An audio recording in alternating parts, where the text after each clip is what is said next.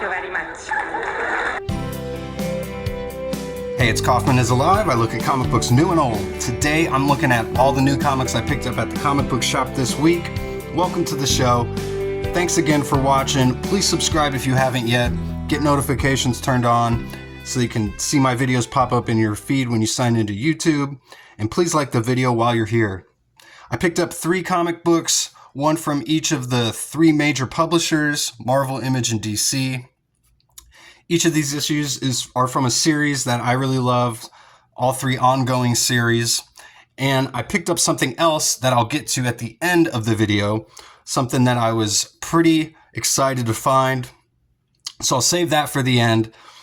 First one I picked up today was Spawn, issue number 366 by Image Comics. We got Brett Booth doing the artwork on this issue. Todd McFarlane's doing the writing.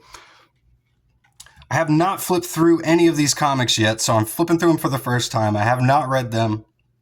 I just knew these were all issues I wanted to pick up. I've been collecting all the issues from each of these series, so you can go check out my reviews of the previous issues on my channel. It says the cover artist here is Brett Booth as well. I can kind of tell, although it's got, it says with Daniel Henriquez and Ivan Nunez as well, doing the artwork on this Brett Booth Spawn cover. It does look a little bit different, not the same inking style that Brett Booth usually employs. It looks a little cleaner, so I could hardly tell that was a Brett Booth drawing there. But I'm a big fan of his artwork, and I've been collecting all the Spawn issues that he's been doing. I collected the run on Gunslinger Spawn that he was on, and I like his artwork that he's done on Backlash and Wildcats and all X-Men, all sorts of stuff over the years. So it's really cool to see him still doing interiors. And this is Hell Hath Risen Part 4, it says there. And this has been a pretty cool storyline. There's a whole cast of all the Spawn characters have all converged on this point, and they're fighting this big giant creature that's been created by Hell out of all the souls, all the dead souls in Hell, and it's invading Earth here. You can see some of the awesome Brett Booth artwork here. We got, let me see, Adelso Corona is doing inks along with Daniel Henriquez. So even though it's the same inking team, it looks like that there is on the cover. I mean, it just looks like a different type of inking style. It looks a lot cleaner. But we got Robert Nugent doing the colors on here as well. Some great colors on a page like this. We got the Spawn variants here all jumping into action. She-Spawn, Gunslinger Spawn, Medieval. Here's some of the other heroes.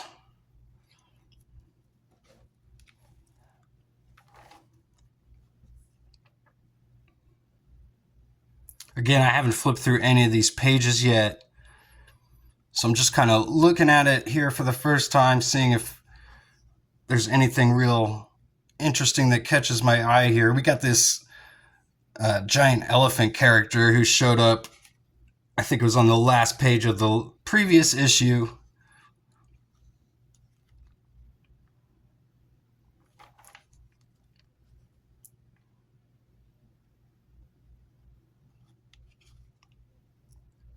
This guy here was the sidekick of Gunslinger Spawn, and his powers were just revealed in the previous issue because he's the son of an angel. So he realized he's got some like mutant powers.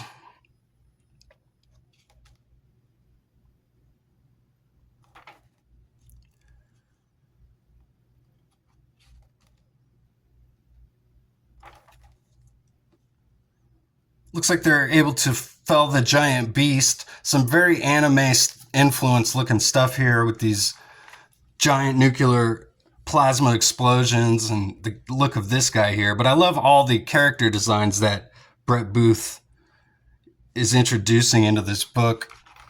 He's been doing every single issue since issue 350, so I hope he sticks around on Spawn. Been a big fan of his run on here. Then I got Absolute Batman number 10. This is by DC Comics. We got Scott Snyder doing the writing. Nick Dragata is on the artwork here. This has been a real standout book at DC.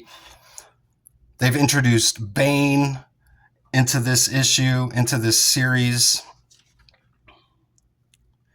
He captured Bruce Wayne at the end of the last issue, and he's going to do some experiments on him, he said. And I imagine Bruce's friends,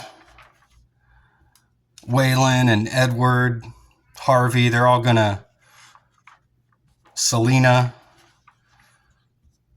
hopefully try and save Bruce. Looks like we've got some sort of like a Saw situation going on here. If this is Bruce. Some more pretty heavy anime influence in this stuff too as well. I've got no problem with that style seeping into comic books. I think we had lots of heavy anime influences in the 90s, and then it kind of went away a little bit. But now it's back. I love it. So, but here we go. We've got Bane taking on Batman again. He pretty easily took care of him in the last issue. And it looks like they have captured Waylon. I think I'd forgotten about that.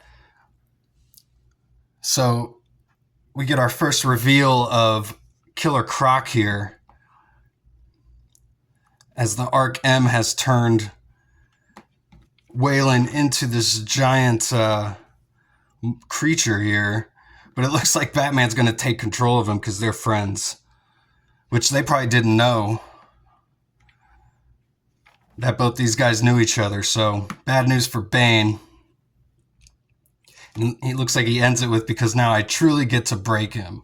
So will Bane break Batman? I guess we'll find out. That's a tongue twister. And we get a little preview of this Worlds Collide. Or I think this is actually just a little backup story. So Absolute Batman number 10 there. Then we got Deadpool Wolverine issue number 7. This has been pretty much my favorite Marvel comic going. Deadpool Wolverine, you probably wouldn't have guessed it. Got Joshua Cassara doing the artwork. Ben Percy is the writer. Actually, we got Robert Gill doing the artwork on this issue. He was the artist on the last issue as well, but this is a Josh Cassara cover. But we've seen the return of Strife. I'd say my only main complaint about this book has just been, here we are 7 issues in. We're still kind of doing the same thing that we were doing back at the beginning, although there's been some pretty big reveals.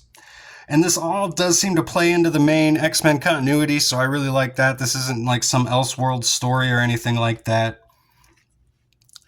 We see Apocalypse has actually taken over Strife. He's basically resurrected himself as Strife, and he's trying to create a new 4 horsemen here with Deadpool and Wolverine. I wonder if Maverick is going to be joining them as well, because you can't just have 2 horsemen, you got to have 4 horsemen, right? Looks like they've printed a little tribute to Peter David here. So then we're here in the Badlands. We're in South Dakota here. Wolverine's trying to help Strife, or Apocalypse, I guess, whatever you want to call him. He's being mind controlled.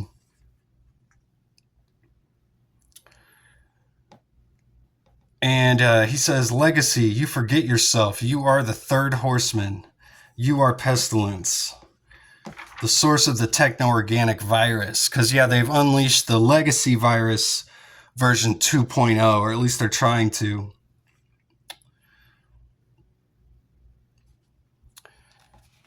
I like these uniforms that Wolverine, Deadpool, and Maverick all had. It all kind of made them feel like a team.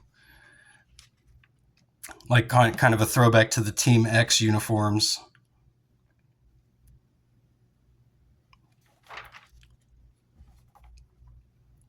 So again, I don't really have any idea what's going on here. I have not read this yet. But I do like the artwork in here. I like the coloring as well. This is a cool final page. Looks like we got the A of Apocalypse. it says next the fourth horseman. So yeah, maybe we'll get a reveal of this entire group here. Hopefully by the end of issue 8, maybe we'll be moving on to another storyline, but I'd have like this re-emergence of Strife or Apocalypse as a bad guy. And this has been a cool series, so go check this one out. And finally, last but definitely not least, I got the X-Men Age of Revelation issue number 0 retailer exclusive Shadow Drop variant. So this came polybagged, which is really cool. I haven't opened it up or looked at it at all yet, but it's got this great Humberto Ramos variant cover for this 0 issue. This isn't even out yet. This just got sent to retailers, this one copy. They only got sent one copy, and I was able to get it. So I'm really excited about that. It's got this great take off of the classic Mark Silvestri X-Men number 251 cover with Wolverine being tied to the X on the Mountain of Skulls. We don't see like a Mountain of Skulls here or anything, but I love the rain and the smoke, and we've got all the X-Men here chained up. So just a pretty scary looking cover there. Marvel just announced this past week. This, I guess, Shadow Drop variant is in reference to the fact that this just kind of came out of nowhere, out of the shadows. It does have a little note to the retailers on the back here. It says, retailers, you're holding in your hands the heretofore top secret Shadow Drop variant edition of X-Men Age of Revelation number 0. This week, Marvel has unveiled the full scope of the next X-Men event, and now its startling kickoff, X-Men Age of Revelation number 0, is in stock and available to order while supplies last, with a stunning wraparound cover by Ryan Stegman, which this is half of that here.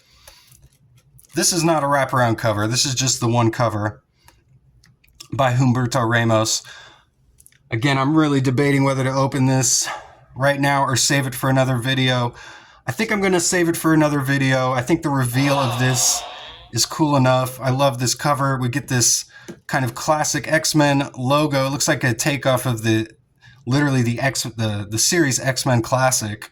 X-Men Classics is what this kind of looks like. I like that it's a different look, kind of signifying that this is a different era of X-Men we're hopefully going to be entering here. So, and there's this little shield insignia here in the background too, in the rubble, if you notice. I wonder if this is a downed helicarrier in the background. It looks like there's at least 10 mutants strung up here. This is obviously Cyclops. So, thanks again for watching. Let me know what you guys think. I did just post a video yesterday about this new X-Men Age of Revelation, dropping all the deets on that. So go check that video out if you haven't yet. And thanks again. I'll see you guys on the next one. Go read comics.